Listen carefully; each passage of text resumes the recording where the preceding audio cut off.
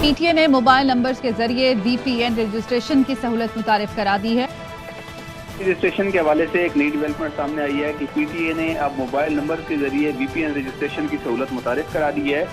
जो static IP न रखने वाले फ्रीलांसर हैं वो सहूलत से फ़ायदा उठा सकेंगे और PTA की जानिब से ये कहा गया है कि फ्रीलांसर VPN रजिस्ट्रेशन के लिए अपने मोबाइल नंबर भी रजिस्टर करा सकेंगे। PTA कानून के मुताबिक जो फ्रीलांसर हैं वो अपने मोबाइल डाटा पर VPN इस्तेमाल कर सकेंगे।